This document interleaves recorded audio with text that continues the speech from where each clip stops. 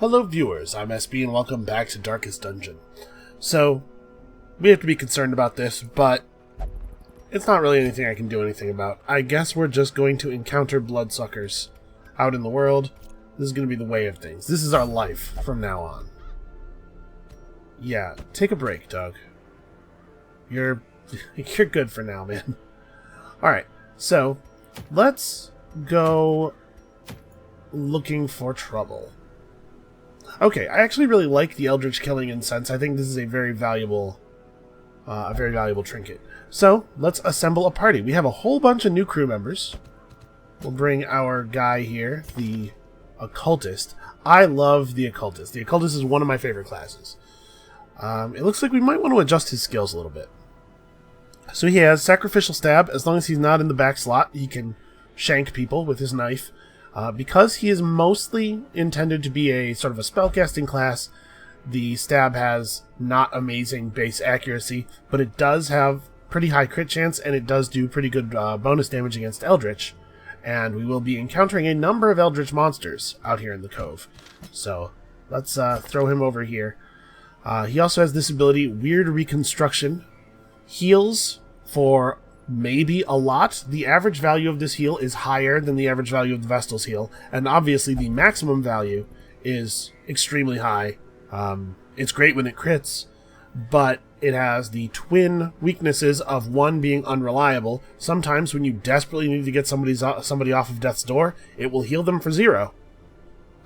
Definitely lost guys like that on camera. And 2, sometimes it will bleed the person that you tried to heal with it, which combined with that other thing can sometimes actually kill people. So, I prefer not to run him as the only healer in the party. But, thankfully, I think he combines very well with an Arbalest. The Arbalest is a backline arrow-slinging class. The Yips, that's a very unfortunate trait. We gotta get rid of that. She has... Suppressing fire is fine, but this is the thing, really. Her attack, her main attack, her sniper shot, does 50% bonus damage versus marked enemies and has extra crit. We haven't used any marks yet, but there are a number of classes that have an ability that will apply a mark to an enemy, and part of the reason that these two go so well together is that the Occultist has an ability that not only marks the enemy, but also lowers their dodge. The Arbalest herself has a mark, and it's not a bad thing or anything, but it's much more time efficient to have the relatively lower damage Occultist mark enemies, and then just have the Arbalest hammer them with sniper shots. She also has access to this Battlefield Bandage, which doesn't heal people for a ton, but does heal them enough to get them off death's door, and additionally buffs them to receive bonus healing for the next few turns. So I feel like these two work extremely well together. We are going to have to go and buy some skills, though. Very, very much do not want to run an Arbalest that does not even have access to Battlefield Bandage. As far as her other abilities go, I think we're going to be... Let's run her in the configuration that I used to run Arbalests in. I think this is a pretty good combination of skills, and hopefully you will see why when we run it out there. I'm not going to try to describe every skill every class has. Oh, that's right. I need to adjust my Occultist as well. So the Occultist here has Demon's Pull, which is much like the Pull ability that we've already seen the Cultist sorceresses use, where it summons a big tentacle and it yanks a guy forward. It also destroys all the corpses in the enemy party. A lot of rearrangement skills do that. So that can be useful, but on the whole, I don't think this is a very good skill in general. This allows us to stun people, but every time you use it, it drops the torchlight it drops your current torchlight level by 5, and it requires the Occultist to be in one of the first 2 slots to fire. So, not amazing. I think we're going to buy these and rearrange our Occultist so that he is rocking this combination of things. Again, hopefully reasons will become clear.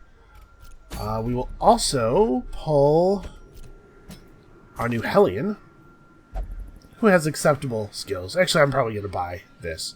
So she's just a big frontline monster smasher with the combination of Iron Hack, if it bleeds, and Iron Swan, she's the only frontline character who can hit the entire enemy party. She has access to all 4 slots. That's pretty valuable. Let's go ahead and buy her Barbaric Yob. I'm going to show off the way that I have traditionally used these classes, and I'm sure that there are lots of other good ways to use them, but I don't... I want everybody to at least understand what I think is great about these guys. And then we just need basically any kind of damage-dealing person for the second row. Dismas will do fine here. This is a great place for him. So the question is, do we want to unlock another ability other than Tracking Shot? Tracking Shot has been buffed, I believe. It looks to me like it's better than it used to be, but it still seems not great. Duelist's Advance isn't bad. It's an attack that moves him forward. It also activates the Riposte stance. Oh, you know what? He works a little bit differently than he used to. Okay, so it activates the Riposte stance, which makes it so that if he gets attacked, he will counterattack. He counterattacks for, apparently, only 60% of normal damage, but still, that's pretty cool. And because this party's a little bit more position-dependent than our other parties, something like Duelist's Advance, which can help us rearrange the party quickly in times of trouble, might be worthwhile. Let's go ahead and unlock it.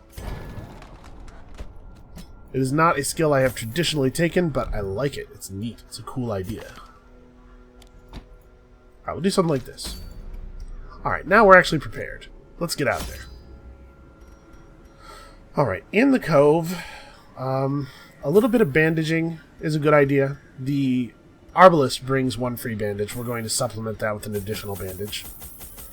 And then we're going to go to a full stack of food and 6 torches. I've generally found that this is all you need to get through the Cove. I can't remember if holy water is good or not. Laudanum. A soothing tincture to inure one's mind against the horrors of the dark. I guess it must affect stress in some way. Well, let's bring some. We gotta figure out what it does someday. And what the hell, I'll bring a key. We don't want to over-provision. Obviously, it's important that we be able to buy upgrades and stuff. Okay, we can't buy the blood, but we do have an indicator over here that tells us if we should need some. Alright, this will be the first time we're doing the Cove this game.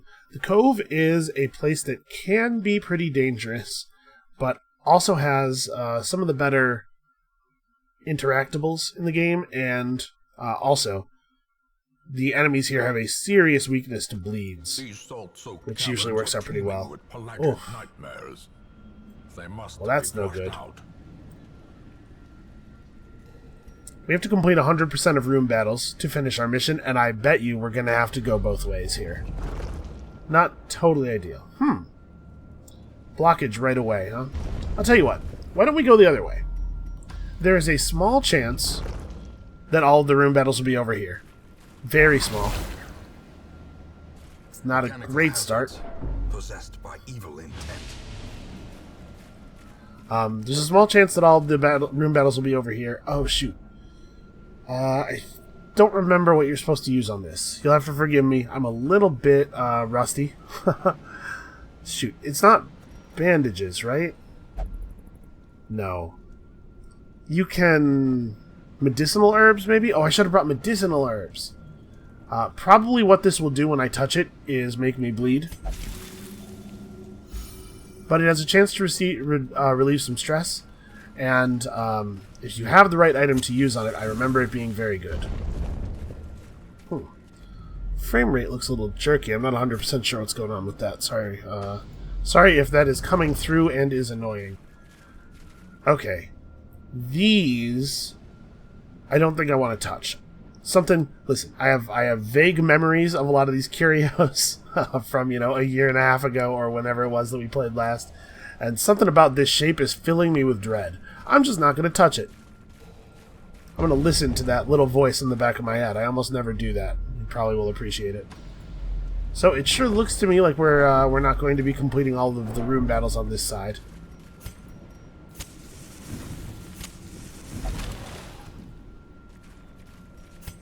We're going through an awful lot of light already. Okay. That's not great, but we'll live. Alright, so these fishy spellcaster dudes, they have a stress-inducing spell, and they also can buff and heal their allies. Man, all of them are faster than all of us, huh? Rough day. Oh, sorry, these enemies are not particularly weak to blights, or bleeds. They're particularly weak to blights. I said the wrong thing. This is one of the areas where the Plague Doctor really shines. I think we probably just want to take out the Shaman. It's not that these dudes aren't dangerous, because they are, but the Shaman stress casting thing is... It's very annoying. You know what? I'm just going to go ahead and give him the old barbaric yawp. So this attack does no damage, but it is a pretty high likelihood to stun. It comes with a debuff attached, unfortunately. Let's swap positions so I can stab at these dudes. But it is probably my favorite of the stunning abilities in the game. It really, really does the job. So the bleed from his dagger attack is like 50-50 to land, but the pistol shot has an extra 10% crit chance, so that's sort of what I was hoping for there. As the fiend falls, a faint hope blossoms. And you'll notice these enemies are eldritch. Okay, so sniper shot is a great ability, but it cannot hit the front row. So that's why we take blind fire. Blind fire hits a random target, and it can hit corpses. So we just got lucky there. But it allows you to hit the front row in some situations. I really wish the bleed had applied there. And it is, in general, like a pretty good skill. Since I trust our Hellion to deal with this, let's go ahead and throw a heal on her. Alright, we also have the Bola, which does less damage, but is guaranteed to hit the front row. Their formation is broken. I guess, actually, that probably should have been bandages, so that we can let the Hellion finish things off. Because there's no reason we had to come out of that with less than full health. It's a small error. I was all excited to shoot a guy with a Bola. You know, how many times are you going to get to do that in your life? If you're playing Darkest Dungeon, the answer is like a whole bunch, but it's not enough. Oh, the Madman. Okay, as you might expect, the Madman does some really, really impressive sanity damage. So let's put him away quickly. And we may as well drop the abyssal the abyssal artillery on him, because it has a bonus crit chance, it'll do some good damage to the grouper as well, and also, it looks like this. I really can't get enough of monstrous tentacles from space assaulting my foes. Well struck. Okay, I would have liked it if that had killed him, but I'll take it. Continually onslaught. Destroy them all. Yeah, if we can get away with never ever letting one of those guys attack, I think that'd be a pretty good idea. Excuse me. So, we can hit this guy with Iron Swan. Unfortunately, it's pretty unlikely to kill him.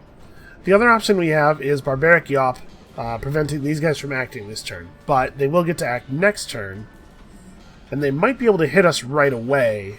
Like, I might not actually prevent them from acting, and we'll be accepting a pretty harsh debuff on our Hellion. I think I'm going to roll the dice instead. If we get a crit, or we score in the top quarter of her damage range, she will just kill this grouper straight up. We got there. Alright, so you've already seen a little bit of guarding from our party. These pelagic groupers can do it as well.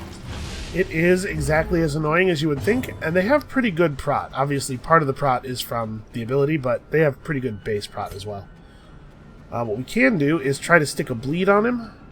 We can also use an attack that targets both of them, like this, and that'll still allow us to deal damage to the front dude. Yeah, I know how prot works. We could mark him. It may be that the best thing to do, honestly, is just to go straight through the Pelagic Guardian. Yeah. Let's get that mark up on him, start hitting him with the sniper shot. We crit him. for 0 damage, but still counts as a crit, so we still get some stretch relief.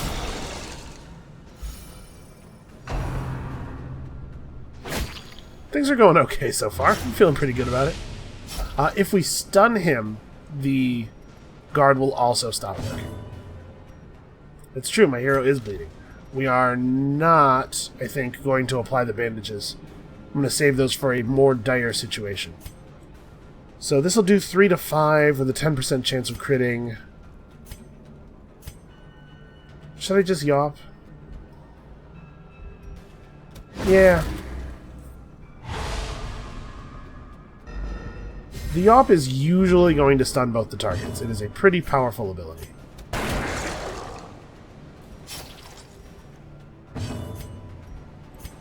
Well, that's unfortunate. Devastating blow. Man, we're getting there. This dude is tough, no doubt. If we had brought a good source of blight...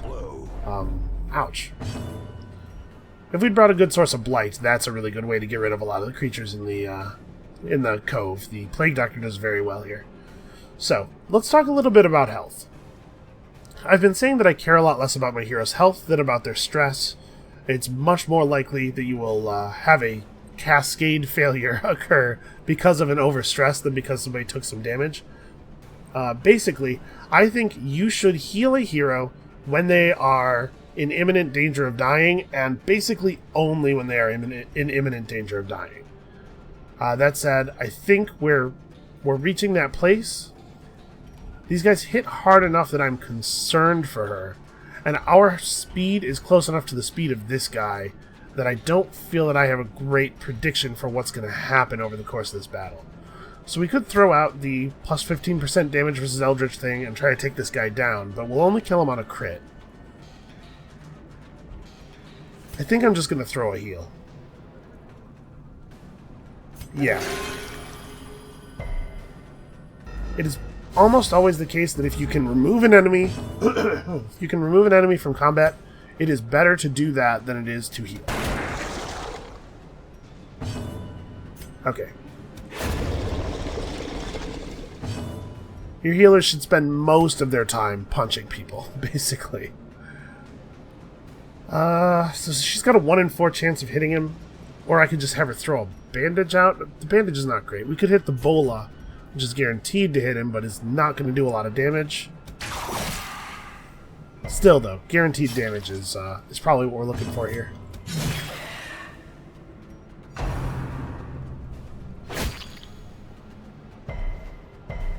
Okay, he resisted the bleed. That's nice.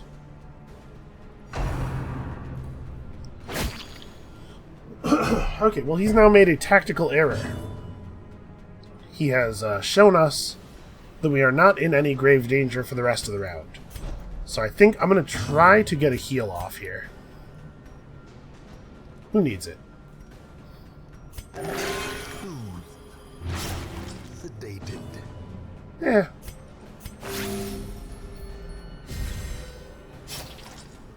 Heal for 10, deal 3 in bleeds. It's a pretty good trade-off. Be wary. Oh, somebody... Pride precipitates a dizzying fall. This button apparently will return our party's order to its original configuration without me having to click on everybody. I really appreciate that they put that in, and I really appreciate you guys telling me about that. If only treasure could staunch the flow of otherworldly corruption. Okay. So, now, on our way back, there is a chance that traps or enemies will spawn in hallways that you've already been through. If it happens, we'll know about it. It will appear on the map, I believe. So it shouldn't be a surprise as long as we're paying attention. Unfortunately, it's going to strain our light a little bit, but as you can tell, we don't lose nearly as much light walking back through an already completed hallway.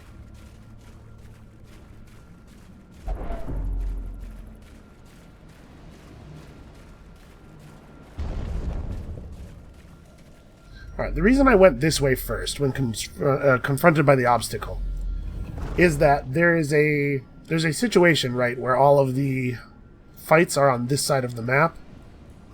And there's also an obstacle over here. If we go this way first in that situation, things turn out a lot better for us than if we go this way and then this way.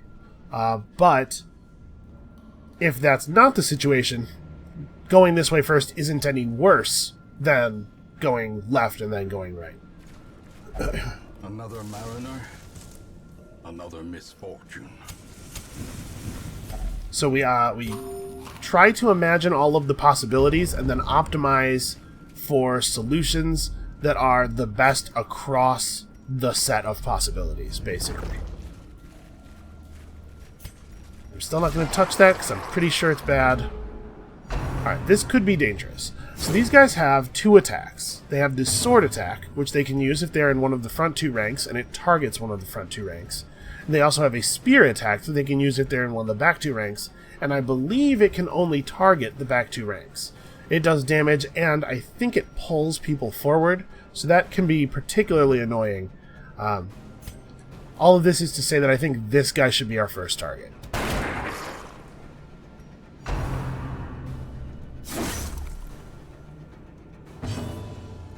It would have been neat if we could have gotten a stun off before one of them acted, but, you know, we'll live. So this would do 3 to 6 with a 15% crit chance. Okay, yeah, there's no reason to stab a guy in the third... Or there's no reason to Abyssal Artillery if there's only a third row enemy. If we could just stab him. I haven't watched a ton of people play Darkest Dungeon. My impression is that, from the people I have watched, that people do not knife enemies with the occultist enough. Alright, given that these guys had already acted, this Yop prevents them from acting until round 3, which probably means at all. There's a pretty good chance that that one of them will not get to act at all, and we might get lucky and kill both of them, honestly.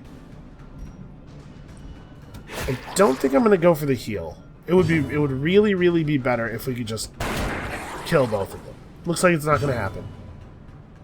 He has 4 health. Bola deals 50% of her 4 to 9 base range.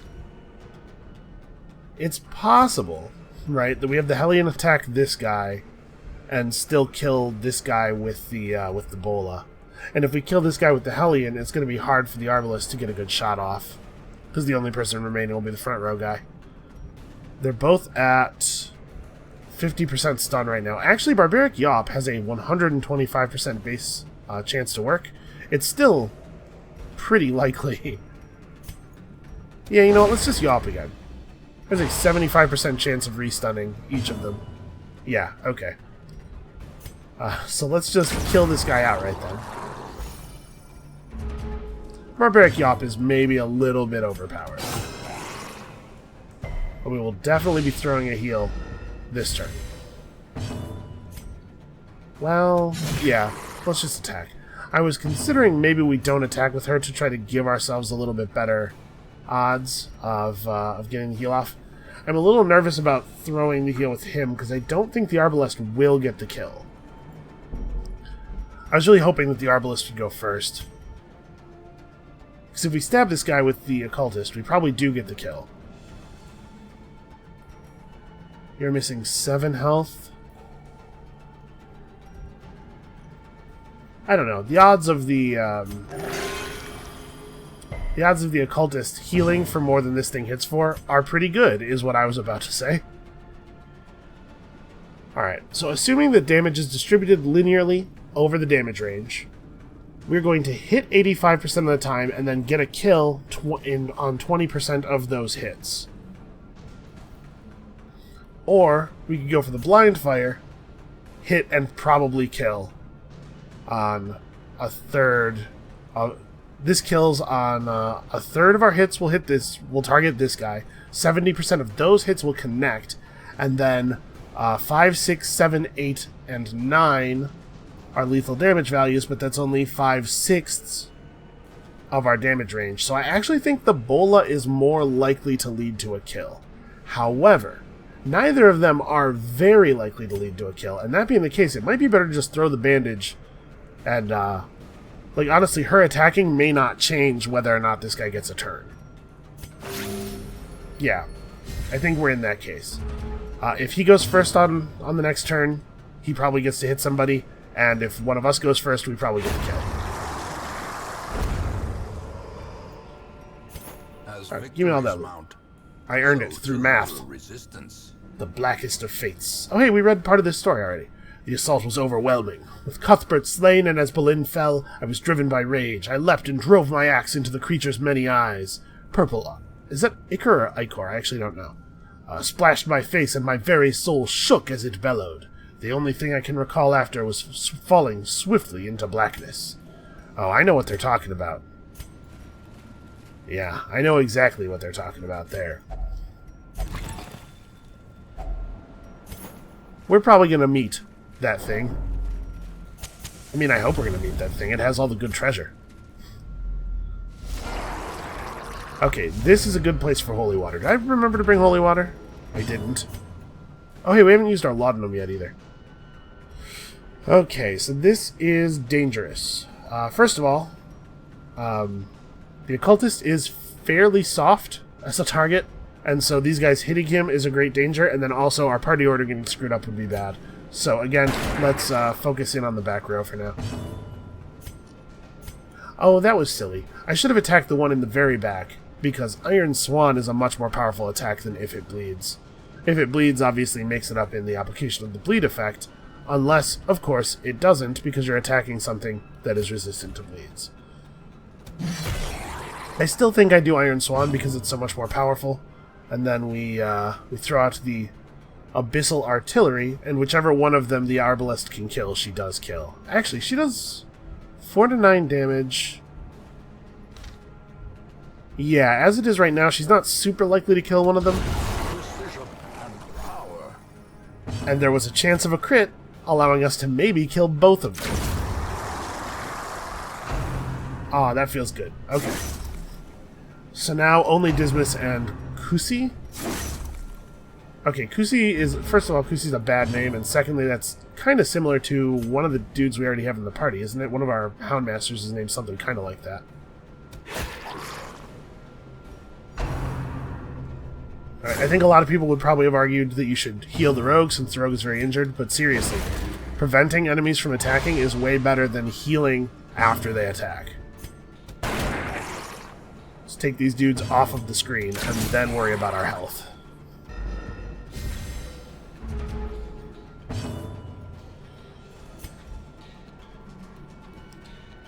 So this guy doesn't get a turn, doesn't get an action this turn. We might, if we're lucky, be able to remove this guy before his action comes up, if a couple of us rolled high on speed. Come on, give me that crit. Alright, if one more of us rolled above him... Oh, it probably had to not be her, huh? Well, I mean, the bola might kill him. It didn't kill him. It did push him to the back. Yeah, let's definitely try to finish him off. Well, we got super lucky there, and everybody rolled above him on speed. Okay, hold up. I'm not done adventuring. I think we probably shouldn't touch this eldritch altar dedicated to unholy abominations without some holy water, but it is good to use holy water on it. I think things are going pretty well. Let's eat 2 food. There's no way we get more than 1 hunger event. Ambushed by foul invention. I can't even just use the laudanum. There has to actually be something to use it on. Okay, well we found a map. That could have happened earlier, and all we learned is that this room is empty. Okay, well, fair enough. The pungent odor abates. The things are driven back for a time. So we picked up a couple of busts, useful, and this, which gives a significant damage and crit bonus to our occultist while fighting eldritch foes. This is valuable in particular because the darkest dungeon is filled with eldritch enemies. Most of the most dangerous things we'll face in the endgame are eldritch. So this is a good early move towards setting us up for the final conflict. You definitely want to have some eldritch killing incense with you. Paranormania. She's really into that movie Paranorman. And a kleptomaniac and meditator. Okay. Improved stress reduction while meditating and camping is nice. We're going to have to get rid of kleptomaniac. Kleptomaniac is one of the worst red traits in the game, by which I mean it screws with our money. Ooh, what is this? He bears the burden of 1,000 lifetimes. There are some who believe that only a litany of blood and suffering can cleanse sickness in the land. Here is one who will do his part. Is he joining up, or... Okay, I have to kick somebody out, though. Well, often what I would do is kick the kleptomaniac, but I guess one of these dudes is going. Probably you. No stress penalty when walking backwards, and plus 5% virtue chance. Those are some pretty weak quirks. You... We can deal with these. Yeah, sorry, Bossiet. This one has become vestigial. Useless. Alright, Wayne, take it easy. We don't hate the guy. Alright, so there are very few traits that I will say, quickly, remove it, just be gone. But Kleptomaniac is definitely one of them, and the reason is it messes with your gold flow. The gold flow is the most important thing. Heirlooms are very important, XP is very important, and gold is very important. And heirlooms will, you'll run out of uses for heirlooms a lot earlier than you run out of uses for the other two. We will always need money, and Kleptomaniac can deprive you of a tremendous amount of money sometimes. So I will absolutely pay $1,500. A good way of looking at it is, you should only remove a trait if you think it will cost you more than what it costs you to take it off. And Kleptomaniac will definitely, over the life of a year, cost us more than 1,500 gold. Oh, I guess, actually, I should have seen if I wanted to upgrade this, because probably we could have paid less for that. Always upgrade your buildings before using them. At this point, we could really use an upgrade to the hero barracks, but I don't think we want to spare the heirlooms in the conversion. So we would need to get 2... We could trade 3 busts for 2 deeds. Maybe that's not crazy. Yeah, okay. More arrive, foolishly seeking fortune and glory.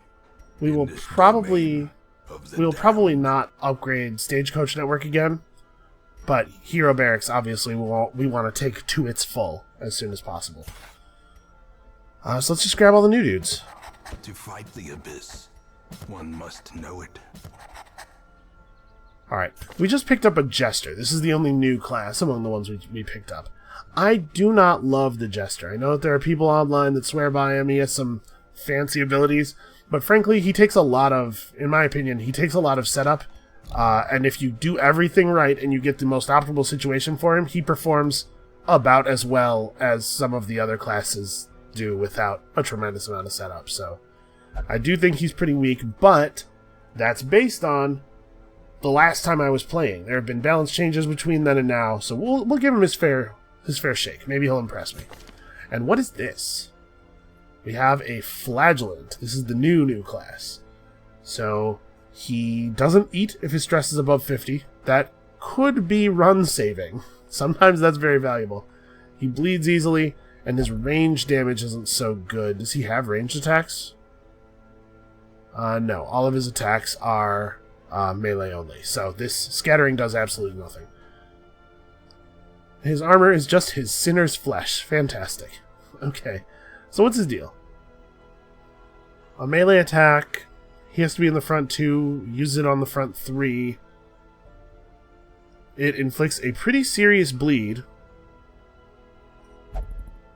And gives the target minus bleed resist. This seems like a very good attack. I guess his base damage isn't super high, but this attack doesn't have any negative damage modifier.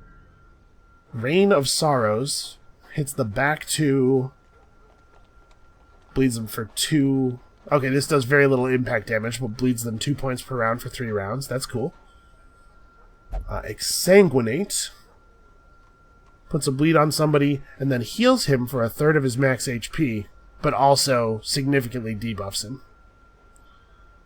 Heal himself. It's a heal over time effect that he can cast on somebody in the party, but he bleeds himself when he does it. If he's below 50% HP, he can This is not 100% clear. So this is something he uses on someone else, and it heals them, and it also heals himself. But when it says valid below 50% HP, does that mean the target or him? Or both? Probably not both.